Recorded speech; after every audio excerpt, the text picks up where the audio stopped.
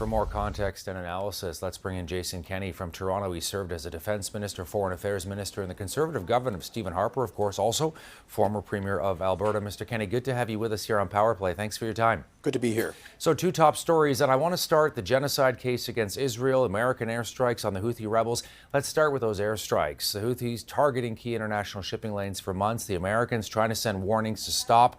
Now this military operation. Your read on the significance of it? Quite frankly, surprised it took the United States and allies this long to respond. This has been a very serious threat to international marine traffic. This is basically a terrorist organization that has been taking lives, creating disruption to peaceful, non-military, civilian maritime traffic that we all depend on. The things that we consume all around the world every day are moved by those tankers that pass through that area.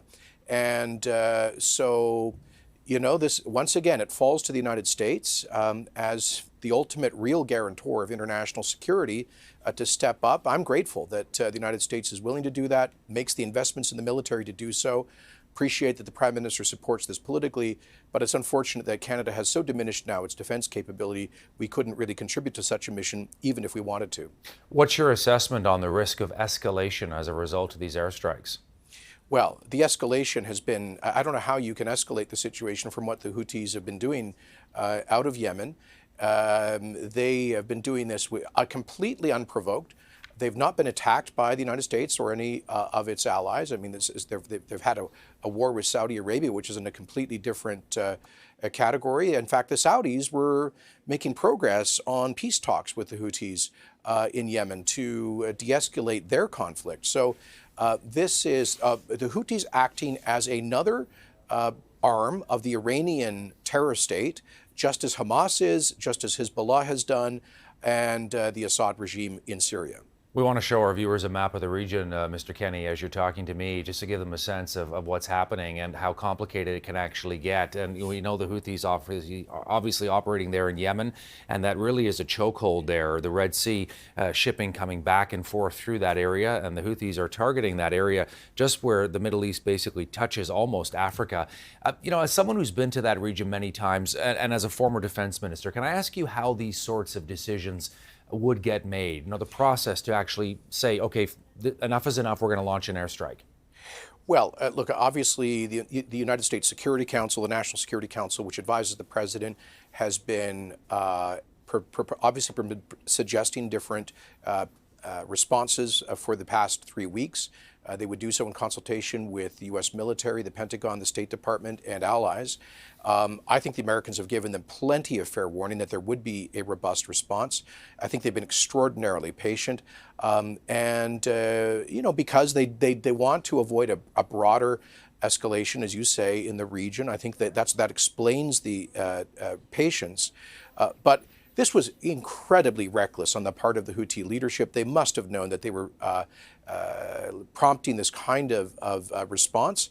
And the only explanation for me is that the leaders of that organization have been getting enormous sums of money from their paymasters in the Iranian Revolutionary Guard Corps, which is the foreign branch of the Iranian theocracy's military. And that is one of many reasons why Canada should be listing the IGRC as a proscribed terrorist entity. We know the Houthis are a fairly obscure group, certainly for Canadians, Mr. Kenney, but they did manage, as you know, to withstand a military campaign against them by the Saudis for many years. They clearly have advanced weaponry, rockets, cruise missiles supplied by Iran. Do you think these U.S. and British airstrikes will actually stop them from targeting commercial shipping in the Red Sea? Well, I suspect it will significantly degrade their capability, but not eliminate it. That would require an extended campaign. And so, you know, they clearly have massive munitions, sophisticated, fairly sophisticated munitions supplied by the Iranian Revolutionary Guards Corps. And so I don't think the threat is eliminated with one bombing strike. So the U.S. and its allies are going to have to continue to be vigilant, but hopefully a deterrence message has been sent. We know the Houthis are fiercely anti-Israel, promising to keep up their attacks until Israel stops its war in Gaza. Let me pivot, if I can, then, to this genocide case with you, Mr. Kenney, at the International Court of Justice, or ICJ, and what you make of the case that South Africa is trying to make. I think it's a perverse inversion of justice. South Africa has become an ally and a voice for the Russian and Chinese dictatorships, both of whom, by the way, have seats, perversely, on the International Court of Justice. You cannot bring a charge at the ICJ against a non-state actor like Hamas.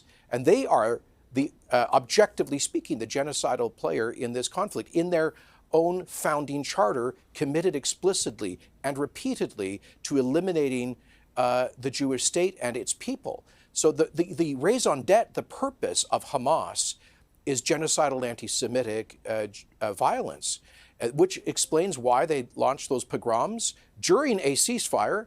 On October the 7th, there had been a ceasefire in place for 2 years. They violated that ceasefire. They killed more Jews than have been killed on any day since the end of the Holocaust in 1945. And then they have committed to repeat that violence again and again, according to their leaders, again, all with the support of the Iranian regime, which says that it wants to turn Israel, the only homeland of the Jewish people, the refuge of the Holocaust survivors, into a ball of fire. So if anybody should be accused of genocide here and be held accountable for it, it's Hamas, their sponsors in Iran, and not the Jewish state, which is trying its best to operate, to defend its people within the constraints of international law, the laws of war. Does that mean they've done that with absolute perfection? Of course not. In a very kinetic environment, mistakes can and will be made. But Hamas is responsible, ultimately, for all of the casualties emanating from their October 7th war. The Canadian government issuing a statement today, Mr. Kenney, as you know, somewhat nuanced, very cautious, talking about Canada's unwavering support for international law and the Court of Justice, but also saying that doesn't mean we accept the premise of the case brought by South Africa. Your take on that position? Those were, I think, really disappointing weasel words. I'll just quote what the United States State Department said, that the case is meritless, counterproductive, and completely without any basis in fact whatsoever. What the Prime Minister, Minister Joly, today said was, we do not necessarily accept the premise of the case, which is a complete non-statement. This is because, in my view, the federal Liberal government is calibrating Canada's foreign policy based on domestic political pressure. And there are two constituencies in Canada, I don't mean ridings, but cohorts of Canadians, who are particularly, obviously, passionate about the conflict.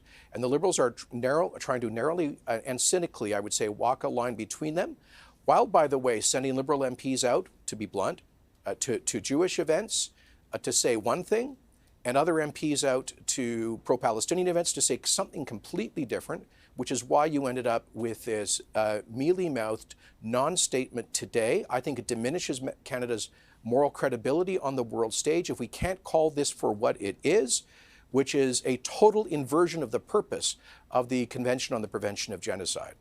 Jason Kenney, former Canadian Defence Minister, Foreign Affairs Minister, and the Conservative Governor, Stephen Harper, joining us today from our studios in downtown Toronto. Mr. Kenney, thanks for making time for Power Play. Great to see you as always. Thank you.